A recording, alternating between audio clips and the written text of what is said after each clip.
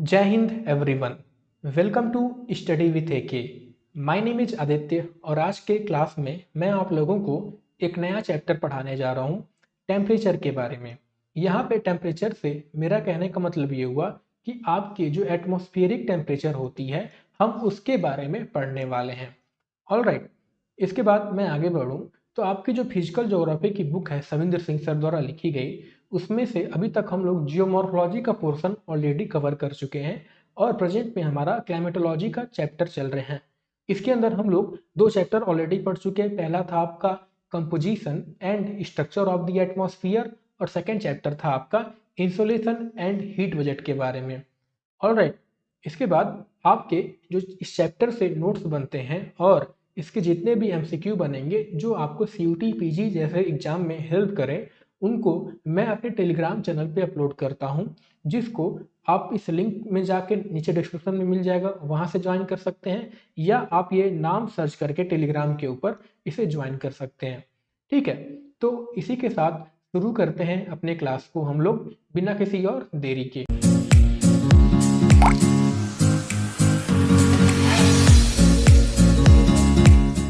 Atmospheric temperature पढ़ने से पहले हम लोग ये समझते हैं कि हीट और टेम्परेचर का मतलब क्या होता है, इनके बीच में डिफरेंस क्या होता है। देखिए, हीट क्या है? हीट का मतलब बेसिकली होता है ये एक तरह की एनर्जी होती है, एक तरह की फॉर्म ऑफ एनर्जी होती है। ठीक है, यानी अगर मैं कहूँ किसी सब्सटेंस के बारे में बात करूँ तो उसके अंदर कितनी मात्रा में एनर्जी प्रेजेंट है, कितनी क्वांटिटी में एनर्जी प्रेजेंट है, वो क्या दर्शाती है? आपकी हीट होती है। लेकिन अगर मैं टेम्परेचर की बात करूँ, टेम्परेचर जो है किसी बॉडी के अंदर कितनी गर्म है, ठीक है, कितनी हॉट है या कितनी कह सकते हैं आपकी कोल्ड है, वो आपकी टेम्परेचर दर्शाती है। इसकी हॉटनेस या कोल्डनेस क्या है? ये इंटेंसिटी को दर्शाती है। ठीक, तो ये आपको डिफरेंस पता चला कि हीट जो है वो एनर्जी है, लेकिन हॉट और कोल्ड आपकी दूसरी चीज हो गई, हीट आपकी दूसरी चीज हो गई। ठीक है, ये समझिएगा आप। तो अगर मैं किसी बॉडी के अंदर क्या करूँ, किसी सब्सटेंस के अंदर अगर मुझे टेम्परेचर बढ़ाना हो तो मैं क्या करूंगा, उसके अंदर हीट का एडिशन करूंगा, उसके अंदर मैं और एनर्जी दूंगा। लेकिन अगर मुझे किसी बॉडी का टेम्परेचर जो हो घटाना होगा, लोअर करना होगा, तो मैं क्या करूंगा, हीट को सब्ट्रैक्ट कर दूंगा, हीट एनर्जी को क्या करूंगा, मैं खींच लूंगा उसके अंदर से। ठीक, तो ये आपको मतलब समझ में आया इनके बीच का। अब हम समझते हैं बेसिकली एटमॉस्फेरिक टेम्परेचर का। तो देखिए, हमारी एटमॉस्फेयर का जो टेम्परेचर है उसका जो मेजर सोर्स होता है वो होता है सन। यानी indirectly the sun is the major source of atmospheric temperature.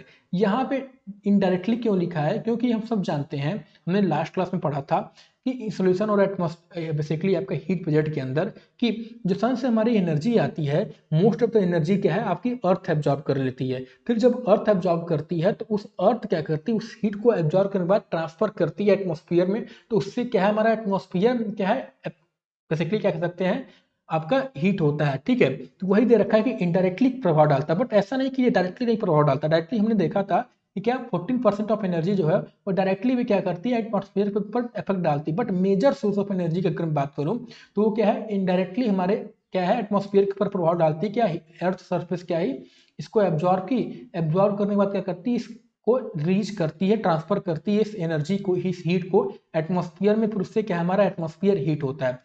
अब हम ये समझते हैं कि ये ट्रांसफर ऑफ एनर्जी जो मैंने बताया कि अर्थ जो है ये ट्रांसफर करती है इस हीट को, वो कैसे होती है। कि ये बेसिकली आपके तीन प्रोसेस की वजह से होती है। ठीक है, उसमें एक प्रोसेस ये भी जोड़ लेना आप, चौथा वाला जो डायरेक्ट इंसुलेशन से। ठीक है, तो पहले ट्रांसफर तो हम ये समझे ट्रांसफर कैसे, ट्रांसफर जो आपका कंडक्शन, कन्वेक्शन एंड रेडिएशन की वजह से होता है। तो आइए हम इनको समझने का प्रयास करते हैं। तो हम ये समझते हैं कि heating and cooling of the atmosphere कैसे होता है। तो पहला तो आपका यही हो गया हीटिंग वाला, कि जो 14% आ रही थी, तो यहाँ से हीटिंग जो है डायरेक्ट इंसुलेशन जो हीटिंग होती है। ठीक है, यानी heating of the atmosphere by direct insulation. फिर दूसरा क्या आता है, कंडक्शन। कंडक्शन क्या होगी, सपोज मान लो ये आपकी कैंडल हो गई। देखिए, कैंडल को मैंने क्या किया, माचिस से जला दिया, और ये मान लो आपकी एक आयरन की रॉड हो गई। जब मैंने आयरन के रॉड को इस माचिस इस कैंडल के ऊपर रखा यहाँ पे, तो क्या हुआ, यहाँ पे इसकी हीट एनर्जी क्या हुई, इसे ट्रांसफर होने लगी। बट कुछ देर बाद मैं ये महसूस करूंगा कि ये जो पोर्शन होगा ये भी क्या होगा, गर्म होना स्टार्ट कर देगा। क्यों गर्म होना स्टार्ट कर देगा? तो ये जो प्रोसेस हुआ ना अपना, कि मैंने तो हीट जो क्या दिया, यहाँ पे हीट दिया, बट क्या हुआ कि ये आपका ये पोर्शन भी क्या हुआ, गर्म होना स्टार्ट कर दिया। यही क्या कहलाता है, आपको कंडक्शन कहलाता है। इसमें कंडक्शन में होता क्या है कि it is a process of transferring heat energy from one molecule to another without any actual movement of the molecule. यानी जब हीट का ट्रांसफर जो हो, वो एक मॉलिक्यूल से दूसरे मॉलिक्यूल में हो बिना उसके मूवमेंट के, एक्चुअल मूवमेंट के, यानी मॉलिक्यूल ऐसा था नहीं।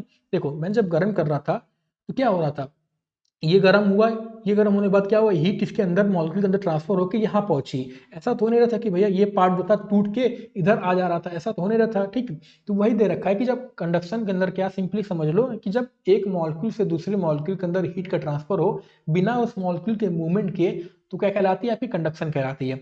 अब चाहे कंडक्शन आपकी एक बॉडी से दूसरे बॉडी के बीच में हो, ठीक है, क्या हुआ, ये एक सरफेस हो गया आपका, दूसरी बॉडी हो गई, चाहे विथ इन एक बॉडी हो, यहाँ से लेके यहाँ तक हो, या फिर आपका एक बॉडी से दूसरी बॉडी वो आपका प्रोसेस हो गया। यानी यहाँ पे इस फिगर में तीन जगह कंडक्शन हो रहा है। पहला, इससे हीट इसमें ट्रांसफर हुआ तो ये कंडक्शन हो गया, फिर इसका जो हीट जो था यहाँ ट्रांसफर हो तो तीसरा ये, दूसरा ये हो गया, फिर जो मैंने पकड़ा हुआ था इस रॉड को, मुझे जब गर्मी महसूस हुई तो क्या हुआ, उसकी ट्रांसफर हीट एनर्जी जो थी वो मेरे में ट्रांसफर होने लगी, मेरे हाथ में, तो क्या होगी, तीसरी कंडक्शन प्रोसेस हो गई। ठीक है, तो ठीक, तो ये आपको समझ में आया। इसके बाद एक बात और ध्यान देना, हीट का जो ट्रांसफर होता है वो हमेशा वार्म बॉडी से क्या है, कोल्ड बॉडी की तरफ होता है, और तब तक होता है जब तक टेम्परेचर जो इक्वलाइज हो जाए, एक समान ना हो जाए। यानी ये जो आपका रॉड था लोहे का, जब गर्म हुआ तो, और मेरा हाथ क्या था, मेरा ठंडा रहा होगा, नॉर्मल सी बात है। जब मैंने टच किया तो क्या हुआ, मुझे गर्मी महसूस हुई, मुझे क्या हुआ, मैं जल गया। क्यों जला, बिकॉज इसकी जो हीट थी वो मेरे में ट्रांसफर हुई, इसकी जो गर्म थी ये, उसकी हीट एनर्जी मेरे में ट्रांसफर हुई। ठीक, तो यही कहना चाह रहा है कंडक्शन के अंदर। बट ऐसा नहीं होता कि मेरी जो हाथ की सब्सटेंस थी वो क्या हुई, इसके बाद जब मैंने छुआ तो ऐसा हो रहा था कि मेरी कोल्ड जो थी हाथ, वो इसका एनर्जी इसमें ट्रांसफर होने लगा। ऐसा तो हुआ नहीं कि मेरे हाथ जो थी और मुझे ठंडी महसूस होने लगी। ठीक, ऐसा तो हुआ नहीं, क्योंकि ठीक, ये आपको समझ में आया। इसके बाद मैं आगे बढ़ूं तो रेट एट विच हीट जो ट्रांसफर होता है ना, ये किसी सब्सटेंस की एबिलिटी पर डिपेंड करता है कि कितनी एबिलिटी में वो क्या है, हीट को कंडक्ट कर सकती है। यानी अगर कोई सब्सटेंस हो, जैसे आयरन की रॉड ले लो, उसमें जितनी तेजी से क्या हो, किसी सब्सटेंस के अंदर अगर हीट जो ट्रांसफर हो रहा हो, बहुत तेजी से हो रहा हो, तो क्या कहलाती है, आपकी गुड कंडक्टर ऑफ हीट कहलाती है। लेकिन किसी सब्सटेंस के अंदर क्या हो, हीट का जो ट्रांसफर हो रहा हो बहुत धीरे हो रहा हो, तो क्या कहलाती है, आपकी बैड कंडक्टर हीट कहलाती है। तो एयर जो है वो आपकी क्या होती है, बैड कंडक्टर होती है, और जो आपकी अर्थ सर्फेस होती है गुड कंडक्टर हीट होती है। तो ये आप ध्यान में रखना। ठीक है, तो इसका अगर मैं एटमॉस्फेयर के ऊपर इफेक्ट की बात करूं तो क्या होता है कि अर्थ सरफेस जो कि गुड कंडक्टर ऑफ हीट होती है, ये क्या करती है, दिन के अंदर क्या करती है, जो सोलर रेडिएशन इससे पहुंचती है, इसको एब्जॉर्ब करती है, उससे क्या होती है, वार्म हो जाती है। फिर जो एयर क्या है, जैसे मैंने बताया ना, हीट ट्रांसफर जो है कंडक्शन के अंदर एक बॉडी से दो बॉडीज के बीच में हो सकता है, एक मैटर से दो मैटर के बीच में, या विद इन वन बॉडी हो सकता है। तो यहाँ पे क्या है, अर्थ सरफेस आपकी एक बॉडी हो गई, एयर क्या हो गया, फिर दूसरी बॉडी हो गई, दूसरी मैटर हो गई। तो ये जब आपकी ये वार्म हुई आपकी, तो क्या हुआ, अब ये वार्म होने के बाद ये टेम्परेचर कोल्ड था, और अब क्या होगा, ये कोल्ड वार्म वाला एरिया क्या होगा, अब इसमें ट्रांसफर करना शुरू कर देगा, क्योंकि हीट जो है वो गर्म से ठंडी तरफ ट्रांसफर होता है। तो वही जो एयर आपके कांटेक्ट में था वो क्या हुआ, वो भी आपका हीट हो गया, ऑल्सो वार्म अप हो गया due to transfer of heat from the surface. ठीक, तो हाउएवर जैसे मैंने बताया, एयर जो है पुअर कंडक्टर ऑफ हीट होता है, यानी लैंड से जो था ट्रांसफर तो बहुत आसानी से हो गया, बट जब ये एयर में पहुंची तो क्या हुआ, air poor conductor of heat होता है, तो एयर क्या होगा, दिस ट्रांसफर जो होता है ये कुछ ही मीटर तक क्या होता है, इफेक्टिव होता है। ठीक है, उसके ऊपर क्या होगा, क्योंकि पुअर कंडक्टर है तो हीट उतनी ऊपर ज्यादा ट्रांसफर हो ही नहीं पाती, क्योंकि बहुत स्लो प्रोसेस होता है। ठीक, ये आपको पॉइंट समझ में आया। उसके बाद हम समझते हैं अब आपका टेरेस्ट्रियल रेडिएशन। तो टेरेस्ट्रियल रेडिएशन रेडिएशन मतलब क्या, कि कोई चीज जो हो वो क्या करे, बेसिकली हीट को या एनर्जी को क्या करे, रेडिएट करे, बेसिकली इलेक्ट्रोमैग्नेटिक वेव के फॉर्म में। ठीक है, क्या मैंने कहा, रेडिएशन मतलब कोई चीज जो हो, किसी चीज को क्या करे, एनर्जी को रेडिएट करे, छोड़े इलेक्ट्रोमैग्नेटिक वेव के फॉर्म में। ठीक, तो ये क्या कहलाती है, आपकी रेडिएशन कहलाती है। और जब यही टेरेस्ट्रियल शब्द मैं इसके सामने जोड़ दूं तो क्या, जो आपकी सन से एनर्जी आती है वो ऑलरेडी शॉर्ट वेव के फॉर्म में आती है, तो अर्थ क्या करती है, इसको एब्जॉर्ब कर लेती है। पहला प्रोसेस क्या हुआ, ट्रांसफर ऑफ एनर्जी का, अर्थ की एनर्जी कंडक्शन हो गया, कि ये गर्म था, इसमें क्या थी, मैटर रिक्वायर्ड थी। ठीक है, दो बॉडी के बीच में मैटर रिक्वायर्ड थी, बट ये क्या हुआ, अब ये टकराई तो क्या हुआ, एब्जॉर्ब करने के बाद ये क्या करती है, इलेक्ट्रोमैग्नेटिक वेव ये भी छोड़ती है लॉन्ग फॉर्म में। तो इसमें क्या मैटर की जरूरत पड़ती है, तो आप कहोगे नहीं। तो जब बिना मैटर के आपकी एनर्जी क्या हो, ट्रांसफर हो जाए, हीट ट्रांसफर हो जाए, क्या कहलाती है, टेरेस्ट्रियल रेडिएशन कहलाती है। अब कहोगे सर ये तो मान लो एनर्जी निकल गई तो क्या हुआ, ये तो आपकी चली जाएगी स्पेस में, ऐसा नहीं होता है। यहाँ पे क्या होता है कि CO2 वगैरह गैसेज वगैरह जो होती हैं वो क्या करती हैं, ये जब एनर्जी आती है, जब अर्थ एब्जॉर्ब करती है तो जब रिलीज करती क्या करती है, इस एनर्जी को एब्जॉर्ब कर लेती हैं। एब्जॉर्ब करके क्या करती हैं, पूरे एटमॉस्फेयर में हमारे हीटिंग इफेक्ट पैदा करती हैं। ठीक है, ये हो गया आपका टेरेस्ट्रियल रेडिएशन के बारे में। बाकी ग्लोबल वार्मिंग आपका जो शब्द है, क्या हो गया आपका, ग्रीन हाउस इफेक्ट हो गया, मैं आपको ऑलरेडी समझा चुका हूँ, फिर से यहाँ समझने का कोई मतलब बनता नहीं है। ठीक है, एक और चीज कई बार एक क्वेश्चन बनता है कि सर जो सन से एनर्जी आती है ये शॉर्ट वेव में क्यों आती है और जब रिलीज होती है लॉन्ग वेव में क्यों होती है? बिकॉज इसके पीछे आपका एक इसका उत्तर जो देता है वो देता है क्या, वी एन डिस्प्लेसमेंट लॉ। ये क्या कहती है कि अगर कोई बॉडी बहुत ज्यादा हॉट होगी, क्या होगी, बहुत ज्यादा हॉट होगी, तो उससे जो आपकी वेवलेंथ निकलेगी ना, वेवलेंथ क्या होगी, शॉर्ट वेवलेंथ आपकी निकलेगी, वो क्या होगी, बहुत ज्यादा शॉर्ट होगी। ठीक, यानी क्या होती है, डायरेक्टली प्रोपोर्शनल होती है, माफ करिएगा, इनडायरेक्टली प्रोपोर्शनल होती है। यानी अगर आपने हीट बढ़ाए तो क्या होगी, उसकी वेवलेंथ घटेगी, और जब आपने हीट कम की तो क्या होगी, उसकी वेवलेंथ बढ़ेगी। तो वी ऑल द सन जो है वो मच हॉट होती है, तो इससे क्या होता है, वो शॉर्ट वेव में रेडिएशन एमिट करती है, और अर्थ जो है वो बहुत कूल होती है, तो क्या करती है, लॉन्ग वेव रेडिएशन में एमिट करती है एनर्जी। ठीक, अब आपको ये समझ में आया? तो इफेक्ट में आपको समझा चुका। अब हम समझते हैं आपका कन्वेक्शन, जैसे कि लॉस्ट प्रोसेस। कन्वेक्शन क्या होता है कि कंडक्शन में क्या देखा था कि हीट जो थी वो मान लो एक बॉडी अर्थ हो गई, ये दूसरी आपकी एयर हो गई, तो हीट जो थी इसमें ट्रांसफर हो रही थी। अब जब हीट जो इसमें ट्रांसफर होती है क्या होती है, आपकी एयर जो होती है बहुत, जब हीट ट्रांसफर होती है क्या होती है, एक्सपेंड होना स्टार्ट कर देती है एयर। एयर एक्सपेंड होती है तो क्या होती है, एक्सपेंड होके ये ऊपर की तरफ राइज होना स्टार्ट कर देती है। तो जब आपका हीट ट्रांसफर क्या हो, transfer of heat energy through the movement of mass substance, अभी क्या होगी, पूरी एयर आपकी ऊपर चली जाएगी, राइज हो गई। ये क्या है, कन्वेक्शन करंट पैदा की यहाँ पे। ये जब आपका ट्रांसफर ऑफ हीट जो हो वो मास के मूवमेंट से हो तो क्या कहलाती, from one place to another, इसे कन्वेक्शन कहा जाता है। ठीक है, कंडक्शन क्या था, transfer of heat energy without movement of mass, तो आपकी कंडक्शन था, लेकिन जब मूवमेंट हुआ आपका क्या कहलाती है, आपकी कनेक्शन कहलाती है। आप खुद बताओ, बुद्धि लगाओ, अगर ये सॉलिड इसको मैं गर्म करूंगा तो क्या ऐसा होगा कि इसके मूवमेंट तो नहीं ना हो रहा होगा, हीट जो ट्रांसफर हो रहा होगा क्या होगा, बिना मूवमेंट के हो रहा होगा, बिना उनके मॉलिक्यूल के। ठीक है, इस वजह से सॉलिड सब्सटेंस जो होते हैं क्योंकि बहुत आपस में चिपके होते हैं, उनको तोड़ना आसान नहीं होता है, तो क्या होते हैं, ये कंडक्शन प्रोसेस जो है, कन्वेक्शन प्रोसेस, ये आपकी क्या होती है, इफेक्टिव नहीं होती है। इसमें क्या होती है, कन्वेक्शन प्रोसेस जो है आपकी बेसिकली फ्लूइड और गैसेज में इफेक्टिव होती है। क्यों? क्योंकि गैसेज और फ्लूइड जो है आप आसानी से टूट जाते हैं। ठीक है, तो इस वजह से क्या होती है, ज़्यादा इफेक्टिव इसमें होती है। ऑलराइट, तो ये हो गया आपके प्रोसेस। पहला था आपका कंडक्शन, मतलब अगर पानी को मैंने गर्म किया बर्तन के ऊपर, जो मैंने जब छुआ उसको, तो मुझे जो हीटिंग प्रोसेस पता, इफेक्ट पता चला, क्या कहलाई, आपकी कंडक्शन कहलाई। अब आपने देखा पानी के बर्तन के अंदर क्या होता, पानी आपके ऊपर उबल रही थी, ठीक है, ऊपर आ रही थी, तो जो पानी ऊपर आ रही थी, उबल रही थी, उसमें क्या होता है, हीट ट्रांसफर होता है, तो क्या कहलाई, आपकी कन्वेक्शन कहलाई। और जब आपने गैस के आसपास अपना हाथ रखा तो आपने नोटिस किया क्या कि आपको हीटिंग महसूस हो रही थी, वो जो हीटिंग महसूस हुई क्या हुई, आपकी तरफ से रेडिएशन कहलाई। ठीक, क्या करती, वो रेडिएट कर रही थी इलेक्ट्रोमैग्नेटिक वेव के फॉर्म में एनर्जी। ठीक, ये होगी आपकी प्रोसेस। ऑलराइट, अब हम समझते हैं आपका नेक्स्ट टॉपिक जो है मीन टेम्परेचर। मीन टेम्परेचर को जो है ये आप लोग खुद से पढ़ लीजिएगा, बिकॉज ये क्या है, इसमें शब्द जो है बहुत आसानी भाषा में दे रखे हैं, तो आपको समझ में आ जाएंगे आसानी से। अब हम समझते हैं अगला टॉपिक जो है डिस्ट्रीब्यूशन ऑफ टेम्परेचर, कि टेम्परेचर जो है वो कैसे डिस्ट्रीब्यूट होता है। टेम्परेचर डिस्ट्रीब्यूशन जो है इसको समझने के लिए दो तरीके से समझा जाता है। पहला क्या होता है, या तो लोकेशन के आधार पर समझा जाता है, या तो टाइम के आधार पर समझा जाता है। लोकेशन के आधार पर स्पेशियल डिस्ट्रीब्यूशन कहा जाता है, टाइम के आधार पर टेम्पोरल डिस्ट्रीब्यूशन कहा जाता है। ठीक, तो हम जो है स्पेशल डिस्ट्रीब्यूशन को अब चाहे, अब स्पेशियल डिस्ट्रीब्यूशन के लोकेशन के आधार पर बात करूँ तो हम इसको वर्टिकली समझ सकते हैं या तो हॉरिजॉन्टली पढ़ सकते हैं। ठीक है, यानी spatial distribution is studied in two ways, vertical distribution and horizontal distribution of temperature.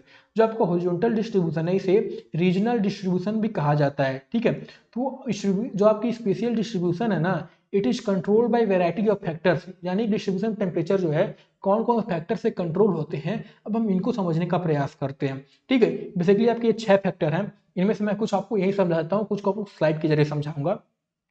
छठवां क्या कहता है, nature of ground slope. Ground slope मतलब हम ऑल अगर किसी बॉडी के ऊपर सन रेज जो होंगी वर्टिकल पड़ेंगी तो क्या होगी, आपकी वहां ज्यादा हीटिंग इफेक्ट होगी। एक बात आप पहले समझ लो इसको समझने से पहले, कि इंसुलेशन जो है डायरेक्टली क्या होता है, ये रिलेट करता है टेम्परेचर से, यानी किसी जगह पे इंसुलेशन ज्यादा पहुंचेगी तो क्या होगा, वहां की टेम्परेचर ज्यादा होगी, और कहीं पे इंसुलेशन कम पहुंचेगी तो क्या होगा, वहां की टेम्परेचर कम होगी। ठीक, इतना आप समझे। अब अगर वर्टिकल पड़ेगी तो क्या इंसुलेशन ज्यादा पहुंचेगी, इंसुलेशन ज्यादा पहुंचेगी तो आपकी तो क्या होगी, यहाँ की टेम्परेचर ज्यादा होगी in comparison to slanting raise.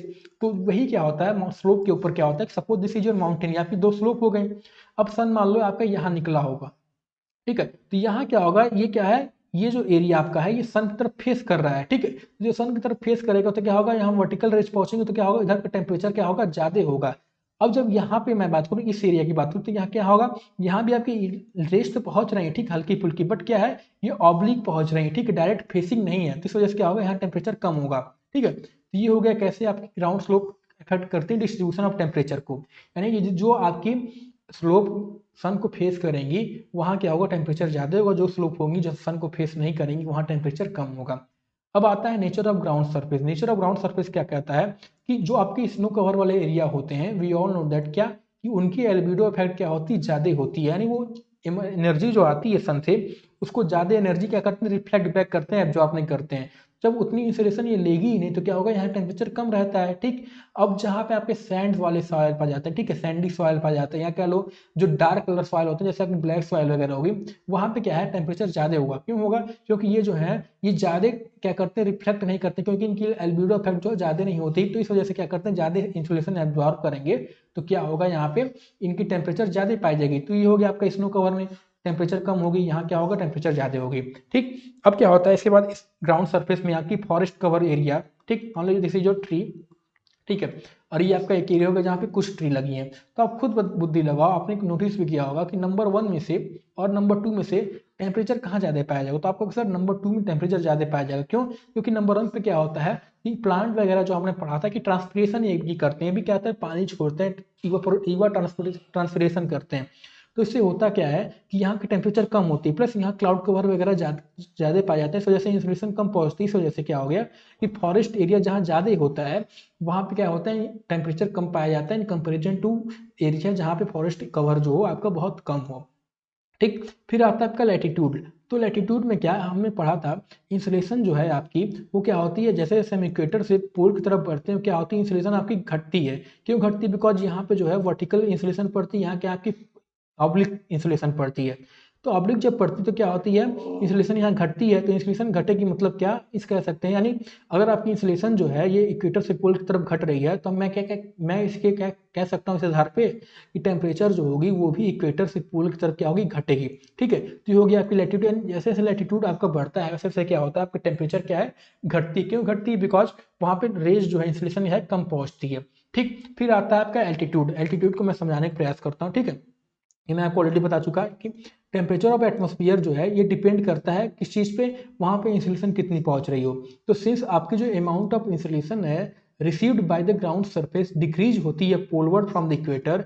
क्यों डिक्रीज होती है, बिकॉज सन रेज जो है it become more and more oblique poleward. तो हेंस टेम्परेचर जो है आपका इस वजह से ये डिक्रीज होता है पोलवर्ड। ठीक है, बट यहाँ पे ध्यान देने वाली पॉइंट ये है कि आपकी मैक्सिमम टेम्परेचर जो है वो इक्वेटर पे नहीं पाई जाती है, भले यहाँ पे वर्टिकल एज पहुंच रहे हैं। क्योंकि इक्वेटर पे क्या होता है, यहाँ पे ड्यू टू क्लाउड फॉर्मेशन क्या होती है, आपकी मेजर इंसुलेशन जो है वो रिफ्लेक्ट बैक हो जाती है। इस वजह से अगर कभी आपसे पूछ ले कि मैक्सिमम टेम्परेचर कहाँ पाया जाएगा, तो वो होता है कि आपका 20 डिग्री नॉर्थ लैटिट्यूड पाया जाता है। ठीक है, ना कि इक्वेटर पाया जाता है, नियर इक्वेटर पाया जाता है। ऑलराइट, एल्टीट्यूड की बात करूँ तो जैसा मैंने बताया कि टेरेस्ट्रियल रेडिएशन जो है it heats the atmosphere the most. And atmosphere जो है वो टेरेस्ट्रियल रेडिएशन से क्या है, हीट होती है। तो एज अ रिजल्ट होता क्या है कि जो प्लेसेस नियर द अर्थ होती हैं वो वार्मर होती है देन प्लेसेस फर्दर अवे। ठीक है, at higher elevation. As a result क्या होता है, distance from the earth surface what increases as the temperature. जब आपका अर्थ सरफेस क्या होता है, हाइट बढ़ती है तो क्या होता है, टेम्परेचर आपकी होती है और डिक्रीज होती है। ठीक है, ये मेनली आप ध्यान देना कहाँ होती है, ट्रोपोस्फियर में होता है। ऑलराइट, और कि कितनी रफ्तार, अगर मैं पूछूं तुमसे कि कितनी रफ्तार से घट रही है तो आप कहोगे सर ये 6.5 डिग्री सेल्सियस रफ्तार पे घटती है, जिसे नॉर्मल रेफ्स रेट कहा जाता है। ठीक है, यानी जैसे मैं से 1 किलोमीटर में ऊपर जाता हूँ वहाँ पे क्या होता है, इतनी तापमान क्या होती है आपकी और माइनस होती जाती है। ठीक, अब हम बात करते हैं आपका बेसिकली डिस्ट्रीब्यूशन फ्रॉम द सन, माफ करेगा, डिस्टेंस फ्रॉम द सी के बारे में। यानी सी से आप जितनी दूरी जाते हो वहाँ क्या होता है टेम्परेचर, यानी अगर ये सी वाला एरिया हो गया, सपोज ये क्या हो गया, सी हो गया। ठीक है, ये आपका कोस्टल रीजन हो गया। तो आप खुद बताओ ये नंबर 1 में से और नंबर 2 में टेम्परेचर कहाँ ज़्यादा पाया जाएगा। तो आप कहोगे सर नंबर 2 पे टेम्परेचर ज़्यादा पाया जाएगा, क्योंकि जैसे डिस्टेंस बढ़ता है सी से वो क्या होता है, आपकी तापमान जो है वो क्या होती है, इंक्रीज होती है। क्यों इंक्रीज होती है, बिकॉज कंपेयर टू लैंड सी जो है वो बहुत धीरे क्या होती है, हीट होती है, और धीरे क्या होती है, बहुत ज़्यादा ठंडी होती है। और लैंड जो है बहुत जल्दी हीट भी हो जाती है, बहुत जल्दी क्या होती है, कूल डाउन हो जाती है। ठीक है, ऐसा क्यों होता है वो पहले मैं समझते हैं हम लोग। ठीक है, वाई। तो पहला क्या रीजन हो गया कि सन रेज जो है, देखिए क्या मैंने बताया, क्या मैं समझाने का प्रयास कर रहा हूँ कि आपकी टेम्परेचर जो है वो डिस्टेंस जैसे जैसे बढ़ता है सी से वो क्यों इंक्रीज होता है। तो मैंने बताया क्या कि लैंड जो है वो ज़्यादा जल्दी क्या होता है, तो उसकी हीट है वो ज़्यादा जल्दी हीट हो जाता है इन कंपेरिजन टू व्हाट आपके सी वाले एरिया से। तो ऐसा क्यों होता है, ऐसा पहले होता है क्यों, इस वजह से कि आपकी सन रेज जो हैं they penetrate up to depth of 3 feet in land, यानी लैंड के अंदर क्या है वो कुछ ही दूरी तक जाते हैं इन कंपेरिजन टू सी में क्या है इंसुलेशन अगर आएगी तो क्या होगी यहीं तक पहुंचेगी लैंड पे, बट सी में क्या होगा, ये क्या होते हैं सी में बहुत नीचे तक चले जाते हैं क्योंकि लैंड जो है ये ओपेक होता है, बट ठीक, और आपके जो वाटर होते हैं क्या होता है ट्रांसपेरेंट होता है सोलर रेडिएशन, तो इससे होता क्या है लैंड पे क्या होता है इतने अमाउंट में पहुंच रही हीट, तो इससे क्या होता है इंसुलेशन का ग्रेटर कॉन्सेंट्रेशन होता है इन मच स्मॉलर एरिया, इससे क्या होता है लैंड क्या होती है ज़्यादा गर्म हो जाती है इन कंपेरिजन टू आपकी ओशन एरिया, ठीक है। और सेम अमाउंट ऑफ इंसुलेशन क्या है falling on water surface has to heat larger volume of water because of the penetration of solar rays to greater depth, ठीक, एंड दस टेम्परेचर जो होती है ग्राउंड सरफेस से वो बिकम हाइयर होती है देन दी आपकी वाटर से, ठीक। फिर दूसरा क्या आता है आपकी कहता है क्या कि सरफेस जो होती है वो आपकी स्टैटिक होती है और वाटर जो होती है मोबाइल होती है। स्टैटिक मतलब क्या कि सपोज आपका ये लैंड सरफेस है, अब इस पे क्या हीट हुई इतना दूर, तो ऐसा तो होने लगा हीट होने के बाद ये सरफेस आपकी कहीं मूव कर जा रही होगी, बट वाटर में ऐसा होता है, वाटर में सपोज आपकी सरफेस क्या हुई हीट हुई तो क्या होता है हीट होने के बाद क्या करती है आपकी मूव कर जाती है, मूव कर जाती है फिर यहाँ पे आपकी दूसरी वाटर आ जाती है, फिर अब इसको हीट करती है, तो इस वजह से इसको हीट करने में ज़्यादा समय लगता है, ठीक। और जब ये क्या होगा यहीं पे हीट हो रही होगी, यहीं पे हीट क्या होगी लॉस हो जाएगी, अब क्या होगा ये हीट मान लो इधर चली गई, अब ये भी हीट हो गया, ये भी हीट हो गया, ये भी हीट हो गया, तो क्या होगा इसको ठंडे होने में भी समय लगता है, ठीक है। ये हो गया आपका दूसरा प्रोसेस, क्यों आपकी जल्दी हो जाती है लैंड और जल्दी हीट हो जाती है, कूल डाउन हो जाती है इन कंपेरिजन टू सी। फिर क्या होता है तीसरा इवापोरेशन, सी पे जो है इवापोरेशन ज़्यादा देखा जाता है, तो इवापोरेशन ज़्यादा देखा जाएगा तो क्या होता है इसमें आपका टॉपिक होता है लेटेंट हीट। लेटेंट हीट क्या होता है सपोज मान लो आपकी एक गैस गैस थी, ठीक है, उस पर क्या किया मैंने एक बर्तन रखा पानी का, तब नोटिस करो क्या कि धीरे धीरे तापमान जो होगा 0 डिग्री से क्या होगा 100 डिग्री तक, जब तक कि बॉइलिंग पॉइंट पे ना पहुंच जाए तापमान इंक्रीज करेगा, बट 100 डिग्री के बाद क्या होता है कि तापमान ऐसा तो होता नहीं कि क्या 1000 डिग्री पहुंच जाए, ऐसा तो होता नहीं है, ठीक है। क्यों नहीं होता, बिकॉज जब इवापोरेट हो जाती है, जब आपकी 100 डिग्री बॉइलिंग पॉइंट पहुंच जाती है तो क्या होती है आपकी एक्स्ट्रा हीट जो मिलती है वो क्या होती है आपकी इवापोरेट निकल जाती है, उसे क्या कहा जाता है लेटेंट हीट कहा जाता है। तो वाटर में क्या है कि सपोज जैसे जो लैंड और ये वाटर हो गई, अब इसमें 100 डिग्री पहुंचने के बाद क्या हो रही है आपकी एक्स्ट्रा हीट निकल जा रही है इधर से, ठीक है, तो क्या हो रही है उतनी ज़्यादा हीट हो नहीं रही है। अब लैंड में क्या है लैंड तो आपकी भैया हीट होते जा रही है, हीट हो जाती है क्योंकि वहाँ पे इवापोरेशन हो नहीं रहा है, इस वजह से क्या होता है इसको फिर ठंडे होने में क्या लगता है ज़्यादा समय लगता है क्योंकि ज़्यादा हीट हो जाती है इन कंपेरिजन टू सी, ठीक।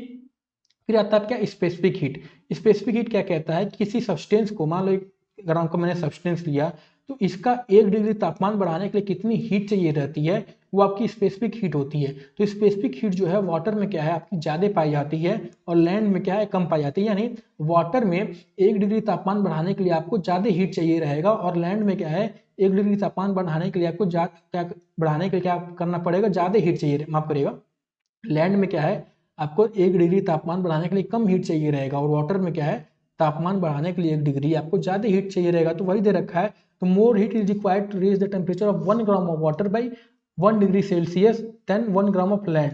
So it is apparent that the same amount of insulation received by same mass of water and land would increase the temperature of land more than temperature of equal mass of water, क्योंकि mass of water क्या है ज़्यादा समय लग रहा है 1 degree तापमान बढ़ने के लिए, ठीक। अब आता है इसके बाद क्या आपका पांचवा आता है रिफ्लेक्शन एल्बिडो, यानी हम जानते हैं ओसनिक वाटर का एल्बिडो ज़्यादा होता है, एल्बिडो ज़्यादा हुआ तो क्या वो ज़्यादा वाटर क्या करेगी रिफ्लेक्ट बैक करेगी, और लैंड का क्या होता है एल्बिडो कम होता है तो क्या वो ज़्यादा रिफ्लेक्ट बैक नहीं करेगी एब्जॉर्ब कर लेगी, ठीक है, तो लैंड क्या होगा ज़्यादा हीट हो जाएगी, ठीक। फिर आता है छठवां, छठवां क्या कहता है कि oceanic areas tend to have more cloud cover than land areas, यानी ओसनिक एरियाज क्या होता है क्लाउड कवर ज़्यादा ही पाई जाती है, तो क्लाउड कवर ज़्यादा suppose this is your land this is your ocean, अब यहाँ पे क्लाउड कवर ज़्यादा पाई जाएगी तो क्या होगा यहाँ पे इंसुलेशन क्या होगी क्या यहाँ पे मान लो 1 हो गया और 2 हो गया, तो इसमें से क्या लगता है इंसुलेशन कहाँ पहुंचेगा, तो आपको सर 2 नंबर पे इंसुलेशन ज़्यादा पहुंचेगी, क्यों क्योंकि 1 नंबर पे क्या थी क्लाउड कवर ज़्यादा थी तो ज़्यादातर इंसुलेशन जो थी आपकी रिफ्लेक्ट बैक हो जा रही थी, तो वही दे रखा है कि ओशन एरिया में क्या होती है क्लाउड कवर ज़्यादा पाया जाता है देन लैंड एरिया, तो उससे क्या होती है वो क्या होती है वहाँ पे हीट उतनी पहुँचती नहीं है, ठीक। अब जो मान लो कुछ हीट आपकी पहुँच गई तो क्या होता है क्लाउड कवर जब ये रेडिएट बैक करती है, रेडिएट बैक करेगी फिर क्या करेगी क्लाउड इसको एब्जॉर्ब करके फिर वापस काउंटर रेडिएशन कर देगी, तो यानी गर्म होने में तो समय लगा, फिर जब गर्म हो गए तो क्या हुआ ठंडे होने में भी समय लगता है, क्योंकि जब ये हीट रिलीज करती है क्या होती है क्लाउड फिर वापस इसको वापस भेज देती है, ठीक। तो ये हो गया आपका रीजन। फिर चौथा क्या होता है आपका air mass and ocean current. Air mass ocean current में बस इतना समझो कि जो वार्मर एयर मासेज होते हैं वहाँ पे टेम्परेचर ज़्यादा पाया जाता है और जो कोल्ड एयर मासेज होते हैं वहाँ पे टेम्परेचर ज़्यादा कम पाया जाता है, इसी में आपको ओशन करंट भी होता है। ठीक है, ये क्यों होते हैं, ठीक है, एयर मास वगैरह क्या होगा इसको जब आगे आने वाले चैप्टर में समझेंगे। ठीक है, अभी के इतना जान के रखो, जहाँ पे एयर मास ज़्यादा वार्म होगा, एयर करंट ज़्यादा होगा, ओशन करंट ज़्यादा होगा, वहाँ पे टेम्परेचर ज़्यादा होगा। ठीक, ग्राउंड सरफेस का नेचर मैं ऑलरेडी बता चुका, ये भी हम ऑलरेडी कवर कर चुके हैं। ठीक है, अब हम समझते हैं वर्टिकल डिस्ट्रीब्यूशन ऑफ टेम्परेचर के बारे में। तो देखो, जैसा कि मैंने आपको ऑलरेडी बता चुका था कि वर्टिकल डिस्ट्रीब्यूशन मतलब क्या, कि जैसे जैसे हाइट बढ़ रहा है टेम्परेचर का कैसे डिस्ट्रीब्यूटेड टेम्परेचर का होता क्या है। तो अगर आपने स्ट्रक्चर ऑफ एटमॉस्फेयर बढ़िया से पढ़ रखा होगा तो मुझे नहीं लगता आपको यहाँ समझाने की जरूरत पड़ेगी, आपको ऑलरेडी समझ गए होंगे। ठीक है, भले हमने इनडायरेक्टली वहाँ पढ़ा था, बट इसको क्या है सिर्फ अलग से पढ़ने का प्रयास करते हैं। तो we all know that troposphere में क्या होता है, सपोज अगर ये आपको -डिग्री हो गया, डिग्री सेल्सियस तापमान हो गया, 20 डिग्री तापमान हो गया, तो हम जानते हैं ट्रोपोस्फियर में क्या होता है कि तापमान क्या होता है, जैसे जैसे हाइट बढ़ता है क्या होता है, घटता है। क्या होता है, तापमान घटता है। ठीक, फिर क्यों घटता है, बिकॉज यहाँ पे क्या दो रीजन है, एक तो ये एयर जो है बैड कंडक्टर ऑफ हीट है, तो हीट जो है उतनी ऊपर तक पहुंच ही नहीं पाती है। फिर दूसरा क्या हो गया रीजन, कि यहाँ पे जो डेंसिटी है ज़्यादा पाई जाती है। इसको मतलब मान लो एक रोड ये हो गया, एक रोड ये हो गया, यहाँ पे एक गाड़ी दो गाड़ी पाई जा रही है, यहाँ पे क्या है पूरी ये रोड ही क्या है आपकी गाड़ी से भरी हुई। तो क्या लगता है 1 नंबर में से 2 नंबर में से आप किस रोड से आसानी से जा पाओगे सर 1 नंबर से। तो वही हीट के साथ भी होता है। यहाँ पे क्या है कि एयर डेंसिटी ज़्यादा है। ठीक है, यहाँ पे क्या है एयर डेंसिटी ज़्यादा है, यहाँ क्या है एयर डेंसिटी कम है। तो अब हीट जब निकलती है यहाँ से क्या होती है, इसके बीच में ट्रैप हो जाती है। फिर जब ऊपर जब पहुँचती है, ऊपर क्या है एयर डेंसिटी ज़्यादा है ही नहीं, तो क्या होगा हीट बीच में जाकर ट्रैप नहीं हो पाती। तो वही दे रखा है, जब नीचे क्या है एयर डेंसिटी ज़्यादा होती है, क्या होती है यहाँ टेम्परेचर ज़्यादा पाई जाती है, और ऊपर क्या है टेम्परेचर कम पाई जाती है। ठीक, तो ये हो गया ट्रोपोस्फियर के बारे में। फिर स्ट्रेटोस्फियर में क्या होता है कि जैसे जैसे हम बढ़ता है ऊपर जाते हैं तो क्या होता है इसमें तापमान बढ़ता है। क्यों बढ़ता है, बिकॉज यहाँ पे ओजोन परत पाई जाती है। ओजोन परत क्या करती है कि एक एक्स्ट्रा इंसुलेशन ले लेती है, यानी यहाँ क्या करती है ये यूवी रेज को एब्जॉर्ब कर लेती है। यानी यहाँ पे एक इंसुलेशन पहुंच रही थी, यहाँ दो इंसुलेशन पहुंच रही है, तो क्या होगा यहाँ पे ज़्यादा टेम्परेचर पाया जाएगा। ठीक, कॉमन बात हो गया। फिर आता है आपका मीसोस्फीयर। मीसोस्फीयर में क्या होता है, फिर तापमान घटता है। तापमान क्यों घटता है यहाँ पे, बिकॉज फिर वही प्रोसेस यहाँ लगता है कि एयर डेंसिटी जो है वो बहुत ज़्यादा नहीं होती, एयर क्या होती है आपकी बहुत थिनर होती है, इस वजह से तापमान आपका घटता है। ठीक है, फिर आपका आता है इसके बाद क्या आता है, मान लो यहाँ पे आ गया थर्मोस्फीयर। थर्मोस्फीयर क्या होती है, फिर तापमान आपकी बढ़ती है। तापमान क्यों बढ़ती है यहाँ पे, बिकॉज यहाँ क्या था, जैसा कि हम जानते हैं सन से जो एनर्जी निकलती है कई इलेक्ट्रोमैग्नेटिक वेव के फॉर्म में निकलती है। ठीक है, कई अलग अलग वेवलेंथ में निकलती है, जिसमें जो हमारे तक पहुंचती है वो विजिबल लाइट कहलाती है। इसमें से एक यूवी रेज आपकी ओजोन स्फीयर में हो जाती है। अब बाकी की क्या होगी, बाकी की ये जो होती हैं ये थर्मोस्फीयर पर जब पहुंचती हैं डायरेक्टली पड़ती हैं, एब्जॉर्ब करती है थर्मोस्फीयर। क्या होगी जब इतनी एनर्जी, जब ये थर्मोस्फीयर पे क्या है इतनी एनर्जी एब्जॉर्ब हो रही है, तो जाहिर सी बात है टेम्परेचर क्या होगा ज़्यादा होगा। प्लस यहाँ पे आपकी आइनोस्फीयर पाई जाती है। आइनोस्फीयर क्या करते हैं, उसी एनर्जी को क्या करते हैं एब्जॉर्ब करते हैं। ठीक, कि आप समझ गए कि थर्मोस्फीयर में ट्रोपोस्फीयर में क्या हो रहा है, टेम्परेचर क्या हो रहा है घट रहा है हाइट के साथ। फिर स्ट्रेटो में क्या हो रहा है, टेम्परेचर जो है आपका बढ़ रहा है। फिर मिक्सोस्फीयर में क्या हो रहा है, टेम्परेचर आपका घट रहा है। फिर आपका आता है थर्मोस्फीयर। थर्मोस्फीयर में क्या है हाइट के साथ टेम्परेचर बढ़ता है। ठीक, तो ये हो गया आपकी इसके बारे में। अब बाकी यहाँ से पढ़ लेना। अब हम समझते हैं टेम्परेचर इन्वर्जन। टेम्परेचर इन्वर्जन क्या करता है कि ट्रोपोस्फीयर में हमने पढ़ा कि हाइट के साथ क्या है टेम्परेचर जो है वो घट रही है, तो ये क्या कहलाती है आपकी नॉर्मल लेफ्ट साइड कहलाती है। लेकिन स्ट्रेटोस्फीयर में क्या होता है, कई बार ट्रोपोस्फीयर के अंदर भी होता है विंटर के दौरान, हाइट के साथ क्या होता है टेम्परेचर योग घटने की वजह क्या होती है टेम्परेचर बढ़ती है। जब हाइट के साथ टेम्परेचर बढ़े आपकी तो क्या कहलाती है आपकी टेम्परेचर इन्वर्जन कहलाती है। नॉर्मल कंडीशन में क्या हुआ, वार्म एयर नीचे और ऊपर कोल्ड एयर पाई जाती है, बट टेम्परेचर इन्वर्जन में क्या है आपकी कोल्ड एयर नीचे पाई जाती है और वार्म एयर ऊपर पाई जाती है। ठीक, ये हो गया आपकी टेम्परेचर इन्वर्जन के बारे में। अगर टेम्परेचर इन्वर्जन जो है ये अलग अलग तरीके की हो सकती हैं। ठीक है, अलग अलग टाइप की होती हैं। टाइप में ज़्यादा हम नहीं घुसेंगे, मैंने नोट में इंक्लूड कर दिया, आप वहाँ से पढ़ लेना। आपको मैं शॉर्ट में समझा देता हूँ। ये बेसिकली दो तरह की होती हैं, तीन तरह की मान लो। पहला क्या होता है नॉन एडवेशनल। एडवेशनल नॉन एडवेशनल मतलब क्या होता है कि जब टेम्परेचर इन्वर्जन जो हो वो बिना एयर के मूवमेंट के हो तो आपकी क्या कहलाती है नॉन एडवेशनल इन्वर्जन कहलाती है। एडवेशनल कब कहलाती है कि जब एयर टेम्परेचर जो टेम्परेचर इन्वर्जन जो हो जब एयर के मूवमेंट के साथ एयर के मूवमेंट की वजह से हो तो क्या कहलाती है आपकी एडवेशनल इन्वर्जन कहलाती है। ठीक है, बाकी इनके बारे में आप एक बार समझ लेना और उसे नोट से अंदर। ठीक है, नहीं समझ में आएगा तो कमेंट करके मुझसे पूछ लेना। राइट, तो हम आगे बढ़ते हैं और समझते हैं अपना अगला टॉपिक जो है आपका आपका क्या है basically horizontal distribution of temperature. ठीक है, तो हॉरिजॉन्टल डिस्ट्रीब्यूशन मतलब वर्टिकल, मतलब हमने वर्टिकल समझ लिया। ठीक, तो हम समझते हैं कि हॉरिजॉन्टल डिस्ट्रीब्यूशन कैसे होता है। तो हॉरिजॉन्टल डिस्ट्रीब्यूशन भी हम जानते हैं क्या, जैसे जैसे आपका क्या है इक्वेटर से हम पोल की तरफ जाते हैं तो क्या होता है टेम्परेचर आपका घटता है। तो यही समझना है हमको इसके बारे में कि कहाँ कहाँ कैसे होता है इसका प्रभाव। तो द तो distribution of temperature across the latitude over surface of the earth is called horizontal distribution. तो नॉर्मली जो टेम्परेचर है it decreases from equator toward the pole. Decrease of temperature poleward इसे क्या कहा जाता है, टेम्परेचर ग्रेडियंट कहा जाता है, ठीक है। तो अगर मैं वर्टिकल पूछूं, हाइट के साथ जो टेम्परेचर डिक्रीज होता है क्या कहा जाता है, उसे नॉर्मल लेफ्ट साइड कहा जाता है। लेकिन जब ये हॉरिजॉन्टल में इक्वेटर से पोल की तरफ बढ़ती है तो इसे टेम्परेचर ग्रेडियंट कहा जाता है, ठीक। ये हो गया आपका।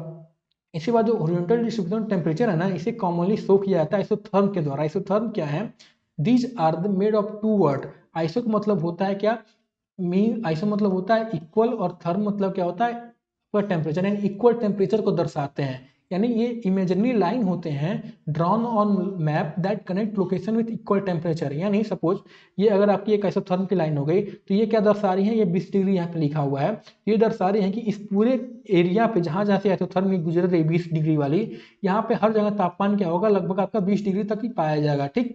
ये आपके जैसे 10 डिग्री की लाइन होगी तो क्या है, पूरी 10 डिग्री के, जहाँ 10 डिग्री आपका पाया जाएगा, ठीक है, यहाँ 10 डिग्री तापमान पाया जा रहा होगा, यहाँ 10 डिग्री तापमान पाया जा रहा होगा, ठीक, ये दर्शाती है। अब हम समझते हैं कैरेक्टरिस्टिक ऑफ आइसोथर्म के बारे में। तो आइसोथर्म जो है they generally run parallel to the latitude, यानी ईस्ट टू वेस्ट डायरेक्शन। ये दर्शाती क्या है, the parallel arrangement of isotherm shows that latitude जो है it plays a significant role in temperature distribution. यानी area closer to equator are generally warmer while higher latitude experience cooler temperature. As you can see कि यहाँ पे जो है 20 degree तापमान बढ़ाया जा रहा है, फिर यहाँ क्या टेम्परेचर आपका घटता है, 10 डिग्री हो गया, 0 हो गया, -12 हो गया, फिर -25 तक, यानी टेम्परेचर क्या है, घट रहा है, ठीक। ये हो गया आपकी लैटिट्यूड, ठीक। इसके बाद क्या आता है कि जो आपके एसोथर्म होते हैं they bend at boundaries between continent and ocean due to different heating and cooling rate of land and water. तो हमने समझा था ना कि लैंड जो है वो जल्दी गर्म हो जाता है, ठंडा हो जाता है इन कंपेरिजन टू सी। इस different heating and cooling rate of water की वजह से क्या होता है, जब आपके एसोथर्म जो है ये लैंड से कंटिनेंट की तरफ, कंटिनेंट से कह लो या ओशियन की तरफ बढ़ती है तो क्या होती है, बेंड हो जाती है, ठीक। क्योंकि मान लो जैसे यहाँ टेम्परेचर आपका 20 डिग्री था, कौन सी लाइन हो गई ये, ठीक है, मान लो 10 डिग्री की लाइन हो गई, 20 डिग्री की लाइन हो गई, ठीक है। अब क्या हो रहा था कि जब ये यहाँ क्या था, टेम्परेचर आपका समान था, बस जैसे ही ओशियन में आई यहाँ क्या था, टेम्परेचर आपका घट गया, तो क्या हुई, इसको जब टेम्परेचर घटा तो क्या है, अब यहाँ मान लो 10 डिग्री टेम्परेचर आ रहा, तो क्या करेगी, बेंड हो जाएगी, इधर जहाँ 20 डिग्री होगा ये उसकी तरफ जाएगी, ठीक है। तो वही दे रखा है कि ये बेंड हो जाती है at the boundaries between continent and ocean, ठीक। क्या होती है, बेंड हो जाती है कंटिनेंट एंड ओशियन पे, ठीक है। फिर क्या होता है, थर्ड आइसोथर्म पैटर्न जो होते हैं ये मोर इरेगुलर होते हैं नॉर्दर्न हेमिस्फीयर में। क्यों इरेगुलर होते हैं, क्योंकि यहाँ लैंड मास ज़्यादा पाया जाता है, और हम जानते हैं कि टेम्परेचर जो ज़्यादा चेंज होता है वो कहाँ चेंज होता है, आपके लैंड मास में ज़्यादा होता है। While they are more regular, आप देख सकते हो क्या, ये इरेगुलर शेप के ज़्यादा यहाँ पाए जा रहे हैं, ठीक। उसके बाद आता है कि आपका फोर्थ नॉर्दर्न हेमिस्फीयर जो होता है, आइसोथर्म जो होते हैं वो क्लोजली स्पेस होते हैं, क्या, जैसे कि देख सकते हैं नॉर्दर्न हेमिस्फीयर का ये पार्ट हो गया, तो यह क्या है, ये क्लोजली स्पेस्ड एसोथर्म है। और वहीं आप इधर देखोगे साउदर्न हेमिस्फीयर में क्या है, बहुत दूरी दूरी में बने हैं। ये दर्शाती क्या है, ये दर्शाती है कि टेम्परेचर जो है वो बहुत तेजी से रैपिड चेंज होता है नॉर्दर्न हेमिस्फीयर में ओवर शॉर्ट डिस्टेंस, वहीं southern hemisphere they are more widely split spaced reflecting a slower temperature change. फिर पांचवा क्या आता है, ऑन एवरेज आइसोथर्म जो है they extend from land to ocean. जो आपके आइसोथर्म जो लैंड से ओशियन तरफ बढ़ती हैं tend to bend toward the equator during summer and toward the pole in winter. क्या मैंने कहा, ये आइसोथर्म जो है जब आपकी लैंड से ओशियन तरफ जाती हैं तो क्या होता है, ये बेंड हो जाती है टुवर्ड व्हाट, इक्वेटर। ये तो आपका मान लो जनवरी का दिखा रहा है ना, विंटर सीजन का दिखा रहा है। इक्वेटर में क्या है, मान लो विंटर में क्या है, एक पोल की तरफ बेंड हो जाती है विंटर में, ठीक है। और समर में अगर मैं बात करूँ तो क्या होती है, ये समर में क्या होती हैं, ये इधर बेंड हो जाती है। वही दे रखा है कि जब ये लैंड से ओशियन की तरफ जाती हैं तो आपके आइसोथर्म जो है वो समर में क्या होता है, समर में बेसिकली क्या होता है, इक्वेटर की तरफ मूव कर जाती हैं, बेंड हो जाती हैं, और विंटर में क्या होता है, ये पोलवर्ड मूव कर जाती हैं, ठीक है। Conversely isotherm that move from, फिर क्या होता है, ओशियन मान लो, फिर ओशियन से कंटिनेंट तरफ क्या होता है, ओशियन टू कंटिनेंट, समर में क्या होता है, ये क्या होता है, दे बेंड टुवर्ड पोल, समर में पोल तरफ बेंड हो जाती हैं, तो विंटर में क्या होता है, आपकी इक्वेटर तरफ बेंड हो जाती है, ठीक। तो आप ये समझे। अब समझते हैं isotherm during July and January month. The horizontal distribution of temperature over the globe can be studied easily from the map of January and July month, since जो सीजनल एक्सट्रीम आपको पाया जाता है, सीजन का सबसे एक्सट्रीम टेम्परेचर और सबसे ज्यादा एक्सट्रीम कम टेम्परेचर पाया जाता है वो जनवरी और जुलाई मंथ में पाया जाता है, इसीलिए इसे एक परफेक्ट माना जाता है इसे स्टडी करने के लिए, आइसोथर्म को स्टडी करने के लिए, हॉरिजॉन्टल डिस्ट्रीब्यूशन ऑफ टेम्परेचर को स्टडी करने के लिए। ठीक है, तो डिस्ट्रीब्यूशन ऑफ टेम्परेचर इन जनवरी की मैं बात करूँ तो जनवरी क्या होता है, सन जो होता है वो ओवरहेड होता है around the tropic of cancer. क्या मैंने कहा कि जनवरी के दौरान क्या होता है, ठीक है, ये आपका ट्रॉपिक ऑफ कैप्रिकॉन, माफ करिए कैप्रिकॉन को होता है, ठीक है, ये आपका कैप्रिकॉन हो गया, आपका कैंसर हो गया। तो सन जो होता है वर्टिकली आपका इधर कहीं पोजीशन होता है आपका, तो क्या होता है जब सन इधर होता है तो आप दिलावा सन जब इधर होगा हमसे दूर जाएगा तो क्या होता है, due to this southern hemisphere में क्या होती है समर होती है, बट हमारी तरफ विंटर जहाँ हम रहते हैं विंटर में क्या होता है, नॉर्दर्न हेमिस्फीयर में क्या होता है विंटर होता है। ठीक है, तो January isotherms are what more irregular and closely spaced in northern hemisphere. क्या यहाँ दे रखा है कि जनवरी आइसोथर्म जो है ये मोर इरेगुलरली एंड क्लोजली स्पेस्ड होती है नॉर्दर्न हेमिस्फीयर में। क्यों होती है वो हम ऑलरेडी देख चुके हैं कि डिफरेंशियल हीटिंग होता है, क्योंकि वहाँ टेम्परेचर जो है बहुत रेपिडली चेंज कर रहा होता है और वो रेगुलरली एंड वाइडली स्पेस होती है साउदर्न हेमिस्फीयर में। ठीक, जनवरी में क्या होता है एजोथर्म जो है they deviate to north over the ocean. क्या मैंने कहा जनवरी में they deviate to north over ocean, जब लैंड टू ओशियन जाते हैं विंटर में तो क्या होती है ओशियन तरफ डेविएट हो नॉर्थ की तरफ डेविएट हो जाती हैं, and to the south over continent, और जब ओशियन से कंटिनेंट तरफ जाती हैं तो क्या होती हैं ये साउथ तरफ क्या होती है डेविएट हो जाती है, you can C from this image also. ठीक, अब हम समझते हैं आइसोथर्म देखिए एग्जाम में आपसे इतना डिटेल में पूछने नहीं जाएगा कि आइसोथर्म क्या, जुलाई मंथ में क्या होता है, जनवरी में क्या होता है, बस आप इतना समझ के रखो। जुलाई जब कहेगा तो क्या आपका समर, और जनवरी कहेगा तो क्या विंटर। विंटर में क्या हो रहा था आपका, विंटर में जब लैंड टू ओशियन जा रहा था तो ये क्या हो रही थी आपकी नॉर्थ की तरफ यानी पोल की तरफ बेंड हो रही थी, और ओशियन टू लैंड जा रही थी तो क्या हो रही थी उसका उल्टा हो रहा था, क्या किस तरफ बेंड हो रही थी आपकी इक्वेटर तरफ बेंड हो रही थी। ठीक है, तो वहीं यहाँ पे दे रखा है, बाकी चीजें आप जो है यहाँ से एक बार पढ़ लेना इनको।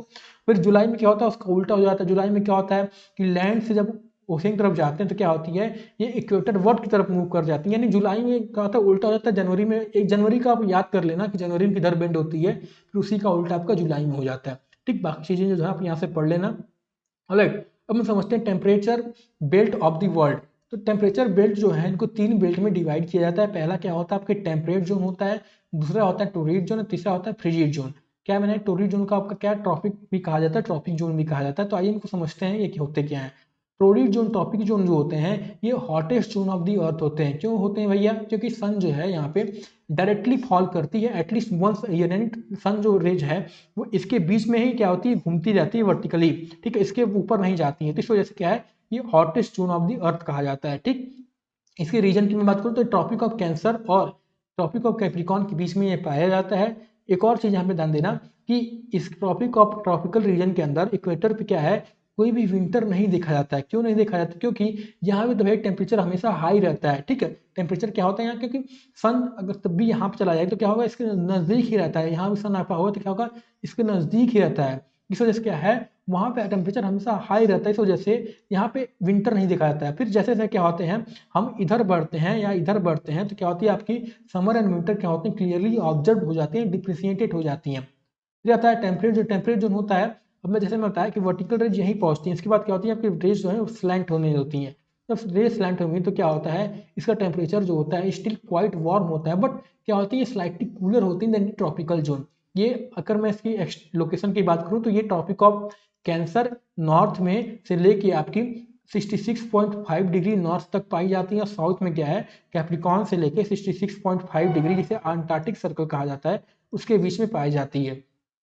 फिर आता है फ्रिजिड जोन। फ्रिजिड जोन क्या होगा, यहाँ पे टेम्परेचर तो भैया बहुत ठंडा पाया जाता है। यहाँ पे क्या होती है आपकी परमानेंटली फ्रोजन पाई जाती हैं, जो आपकी ये क्या होते हैं यहाँ पे जो लैंड एरिया होते हैं दे आर परमानेंटली फ्रोजन होते हैं। इसे कोल्डेस्ट जोन ऑफ दी अर्थ कहा जाता है। ठीक है, क्यों, क्योंकि यहाँ पे ऑब्लिक सनरेज होती है, क्योंकि यहाँ पे जब सोचो यहाँ पे जब थोड़ी ऑब्लिक पड़ी तो क्या हुआ टेम्परेचर घट गया, लेकिन जब यहाँ पे तो भैया और ऑब्लिक पहुंच रही है तो क्या होता है यहाँ पे टेम्परेचर और घट जाता है। ठीक है, और यहाँ पे एक और चीज होता है कि डे एंड नाइट जो होती है पोल के ऊपर यहाँ बात सिर्फ यहाँ की बात कर रहा है। ठीक है, फ्रीजिंग जोन की नहीं। क्या होता है 6 मंथ होते हैं। क्यों होते हैं, जब आपने अगर सीजनलिटी वाला चैप्टर पढ़ा हुआ तो आई थिंक आपको समझ में आ गया होगा कि क्यों यहाँ पे ऐसा होता है। ठीक है, मैं फिर आपको रिपीट करने नहीं जाऊंगा यहाँ पे। ऑलराइट, अब हम समझते हैं आपका लास्ट टॉपिक जो है, लास्ट टॉपिक नहीं आपका लास्ट सेकंड टॉपिक आपका है थर्मल एनॉमली क्या होता है। थर्मल एनॉमली क्या है, ऑफ लोकेशन जो है is the difference between actual observe temperature and the mean temperature expected for the latitude. मान लो जैसे आपका ये लैटिट्यूड हो गया 30 डिग्री नॉर्थ से 30 डिग्री, मैंने कहा 30 डिग्री लैटिट्यूड पे क्या है आपका एवरेज टेम्परेचर जो है 20 डिग्री पाया जाता है, बट कहीं पे क्या हुआ किसी रीजन के कारण, मान लो यहाँ पे क्या हुआ आपका तापमान जो हो मान लो 30 डिग्री पहुंच गया, ठीक है, इस पर्टिकुलर रीजन पे, ए रीजन पे। तो ये जो आपका डिफरेंस होता है 30 से 20 के बीच में, यानी एक्चुअल ऑब्जर्व्ड डिफरेंस माइनस आपकी मीन टेम्परेचर जो होता है, यही आपकी क्या कहलाती है, टेम्परेचर थर्मल एनॉमली कहलाती है। ठीक, क्या कहलाती है, थर्मल एनॉमली कहलाती है। अब थर्मल एनॉमली आप खुद लगाओ, पॉजिटिव कब होगा, जब आपकी पॉजिटिव में आएगी, और पॉजिटिव में कब आएगी, जब आपकी एक्चुअल ऑब्जर्व जो होगी वो क्या होगी, ज्यादा होगी in comparison to mean temperature, तब आपकी पॉजिटिव आएगी। लेकिन नेगेटिव कब आएगी, जब आपकी ऑब्जर्व टेम्परेचर होगी वो लोअर होगी in comparison to mean temperature. ठीक, इसके बाद अब कई बार जगह क्या होता है कि मैं इसके बीच में अगर डिफरेंस निकालने जाऊं, तो मान लो किसी लैटिट्यूड पे उसकी एवरेज डिग्री क्या होगी, मान लो 20 डिग्री, और मैं किसी पर्टिकुलर प्लेस ए की मान लो निकालूं टेम्परेचर, तो वहां भी मान लो क्या होगी 20 डिग्री होगी। तो जब ये क्या होगी 20 माइनस 20 में क्या करोगे, जीरो हो जाएगा, यानी क्या होगी, जब आपकी थर्मल एनोमली जो है वो इक्वल हो जाती है, आप उसे क्या कहा जाता है, उसे आइसोनोमेलस टेम्परेचर कहा जाता है। ठीक है, and the line drawn on world map joining places of equal thermal anomaly are called isanomals. ठीक, तो ये हो गया आपके आइसोनोमेल्स के बारे में। अब समझते हैं lapse rate of temperature. Lapse rate मतलब क्या, कि it is generally decrease and increase of air temperature with height in lower atmosphere of the अर्थ।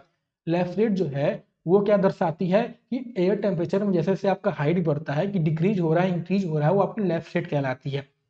अलग अलग तरीके की हो सकती हैं।